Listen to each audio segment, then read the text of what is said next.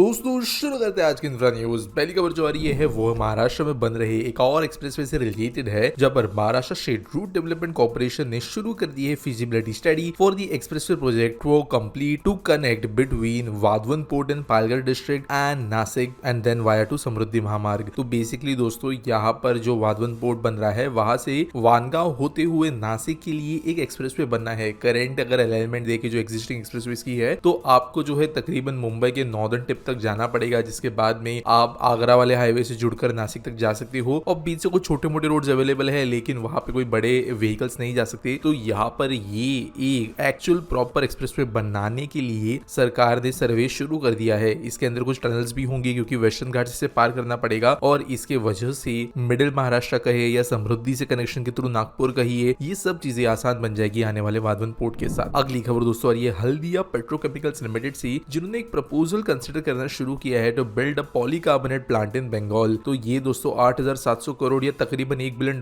के ऊपर की इन्वेस्टमेंट होगी और इनका प्लान है कि जो इनका अभी एग्जिस्टिंग बचा हुआ लैंड है हल्दिया में, उसी पर ये ऐसा प्लांट बनाए। और इनका ऑलरेडी वैसे केमिकल बिजनेस है तो एक काइंड ऑफ डाउनस्ट्रीम इंटीग्रेशन ये करना चाहते हैं। और अगर बात करें पॉलीकार्बोनेट की तो ये एक बहुत ही ज्यादा की थर्मोप्लास्टिक है जो कि ऑटोमोबाइल इंडस्ट्री में बहुत ज्यादा यूज होता है, बाकी कई चीजों में यूज होता है। हाई और हीट और इम्पैक्ट रेजिस्टेंट होने की वजह से इसकी डिमांड भी बढ़ रही है और इसके लिए इसके अंदर इन्वेस्ट करने का सोच रहे हैं। अगली खबर दोस्तों उड़ीसा से, जहां पर स्टेट कैबिनेट के अंदर एक बहुत बड़ा बदलाव आ रहा है और एक सिग्निफिकेंट मूव इन्होंने मिलकर किया है, जहां पर स्टेट के रोड इंफ्रास्ट्रक्चर को बेहतर बनाने के लिए कैबिनेट ने अप्रूव कर दिया है ओडिशा स्टेट रोड पॉलिसी 2025। और इसके अंतर्गत दोस्तों क्वालिटी रोड नेटवर्क बनाना, सेफ्टी इंश्योर करना, सस्टेनेबल रोड मूवमेंट बनाना, ये सब तो है, लेकिन अगर कोई सबसे बड़ी चीज डिक्लेयर की गई है तो वो ये है कि ओडिशा को अब एक dedicated state highway construction authority मिलेगी। जैसे महाराष्ट्र के साथ में MSRDC है, कुछ और स्टेट्स के साथ में अपने अपने हाईवे कंस्ट्रक्शन अथॉरिटीज है, वैसे ओडिशा भी अपनी एक अथॉरिटी बनाना चाहता है। और ये प्रूवन है कि जो ये स्टेट हाईवे अथॉरिटीज है अगर काम ढंग से करे तो वंडर्स काम कर सकते हैं और इन्हें नेशनल हाईवे ग्रिड पर डिपेंडेंट होने की जरूरत नहीं। अगली खबर दोस्तों जो आ रही है वो है फिर से उड़ीसा से, जहां पर electronics and information technology department जो है गवर्नमेंट ऑफ उड़ीसा का, इन्होंने डिसाइड किया कि वो सेटअप करेंगे सब मरीन केबल लैंडिंग स्टेशन पूरी में और इसके जरिए उड़ीसा को एक ग्लोबल डिजिटल हब बनाने में वो मदद करेंगे। करंटली देखे तो मुंबई के अंदर सबसे ज्यादा डेटा सेंटर्स इसलिए देखने को मिलते हैं क्योंकि समुद्र के पास है और नवी मुंबई और मुंबई में बहुत सारे ये जो अंडर सी केबल्स होते हैं उनका लैंडिंग स्टेशन बनाने का बहुत अच्छा लोकेशन है। पूरी उड़ीसा के पास में भी बहुत अच्छी कोस्ट लाइन है, आगे चाइना से, पैसिफिक से, हमारा जो नीचे मलेशियन आर्कपेलागो है उससे जोड़ने के लिए एक बढ़िया लोकेशन ये है। जिसके बाद में इन्होंने डिसाइड किया है कि यहाँ पर अगली खुद के लिए वो स्टेशन बनाएंगे। वैसे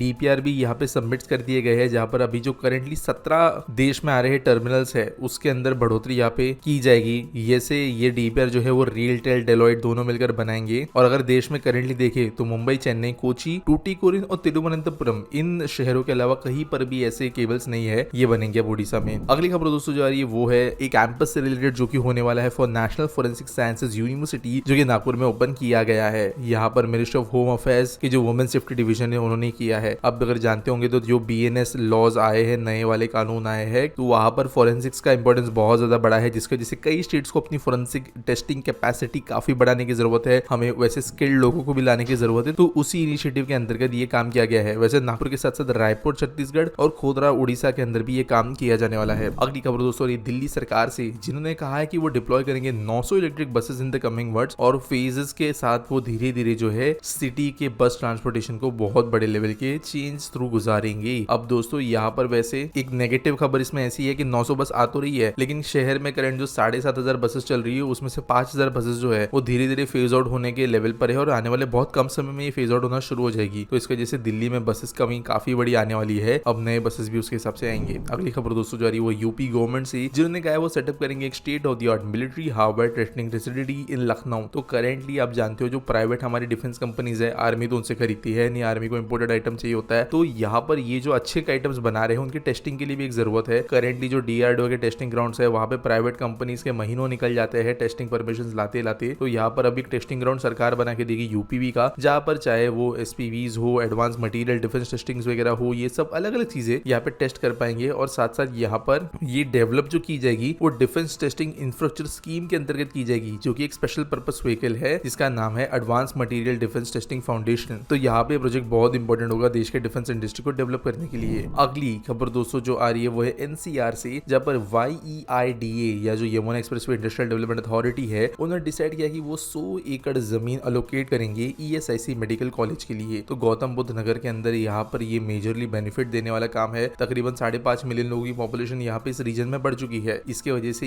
यहाँ पे मेडिकल कॉलेज, हॉस्पिटल चीजों की जरूरत है और ऑलरेडी गांव वालों से जो है सिक्योर कर लिया है consent for land acquisition. 10 location में वैसे अलग अलग जगह पे बन रहे मेडिकल कॉलेजेस देश भर में इस स्कीम के अंतर्गत, जहाँ पे से एक नोएडा में भी है। 100 एकड़ का ये पूरा कॉलेज होगा। अगली खबर दोस्तों जो आ रही है वो है लॉयड्स मेटल एनर्जी से रिलेटेड, जिनको मिल गया है environmental clearance from the ministry of environment, forest and climate change for their upcoming 1.2 million ton per annum wire rod project, जो कि बनेगा घुघुस के अंदर, जो कि चंद्रपुर महाराष्ट्र में आता है। तो बेसिकली ये भी मिलने की वजह से जो बाकी परमिशन है वो इनको मिलेगी। यहाँ पर 4 MTPA का पैलेट प्लांट इनको बनाना है, 1.2 MTPA का वायर रॉड प्रोजेक्ट इनका है। तो ये सब हाईली मेटलर्जी बेस्ड इंडस्ट्रीज है जिसके ऊपर यहाँ पे ये अब काम करेंगे। आज का एसपीटी सवाल के बारे में बात करें तो वे टू रियलिज्म पूछता है, भाई क्या normal AC locals be converted और made underslung like latest AC local rig CR got it could help to accommodate more travelers। देखो टेक्निकली ना इम्पॉसिबल नहीं होता है, करना है कर सकते हैं, लेकिन फिर वो फिजिबल बिल्कुल भी नहीं है। और टेक्निकली भी जब मैं पॉसिबल बोलता हूँ तो वो बहुत ज्यादा जुगाड़ काम के अंदर काम वाली बात हो जाएगी। अभी जैसे कुछ लोग जो है अपना दिमाग चलाते हैं कि आधी एसी ट्रेन बना दीजिए, आधी नॉर्मल कर दीजिए। भाई वो टेक्निकली बहुत आसान नहीं होता ऐसे कुछ बनाना। EMU एक सिंगल यूनिट की तरह चलती है, डिब्बे नहीं जोड़े जाते उसके अंदर अलग अलग गाँव वाले ट्रेन के जैसे। जो करंट लोकल ट्रेन है उनका अपना डिजाइन है, उनकी अपनी टेक्नोलॉजी है, एक प्लेटफॉर्म है। वो सरकारी जो पहले काम होते थे टुकड़ा टुकड़ा जोड़कर कुछ भी बना दिया, वैसे टाइप के ट्रेन नहीं होते। एक properly highly efficient, highly advance machine ही होती है। तो ऐसे कुछ भी जुगाड़ करके नॉन एसी को अंडरस्लैंग बना दो, एसी को नॉन एसी बना दो, नॉन एसी को एसी बना दो, ये सब काम जो है ये प्रॉपरली पॉसिबल नहीं है। मैं वापस कह रहा हूँ, जुगाड़ में, तोड़फोड़ में 2 रुपए की चीज 5 रुपए लगाकर मॉडिफाई करो और 3 रुपए की खरीदो ना, उस वाले टाइप्स के साथ में चीजें हो सकती है, लेकिन ये बिल्कुल भी फिजिबल नहीं होगी। ज्यादा बेटर यही होगा कि इन रिक्स को कहीं और दे दिया जाए जहाँ पे एक्चुअल में इस्तेमाल हो पाएगी, ज्यादा रिलायबल होगी, क्योंकि इनके अंदर ज्यादा मेजर डिजाइन में छेड़छाड़ नहीं किया गया है। मेंटेनेंस इशू कम निकलेंगे, जैसे कि कम चलने वाले रूट से चेन्नई सबअर्बन के अंदर आप बोल सकते हो, ईस्टर्न रेलवेज में कई रूट है, कई जगहों पे मेमो की तरह भी ये चल सकती है, क्योंकि अभी तो इलेक्ट्रिफिकेशन काफी हो गया है। ऐसे रूट्स पर ये ट्रेन बहुत सालों तक और चल सकती है। मुंबई जैसे डिवीजन के अंदर फिर नए ट्रेन को खरीदना ज्यादा बेटर ऑप्शन पड़ जाएगा। तो ये इसलिए जो है फिजिबल नहीं है। उम्मीद करता हूं आपको सवाल का जवाब मिल गया होगा। आपके पास कोई सवाल है तो आप कमेंट सेक्शन में मुझे पूछ सकते हो। कोई न्यूज सबमिट करने के लिए है तो आपको डिस्क्रिप्शन में एक लिंक मिल जाएगी। बाकी वीडियो अच्छा लगा होगा तो लाइक करना, सब्सक्राइब करना, चैनल को नोटिफिकेशंस ऑन भी करना। मिलेंगे अगली वीडियो में।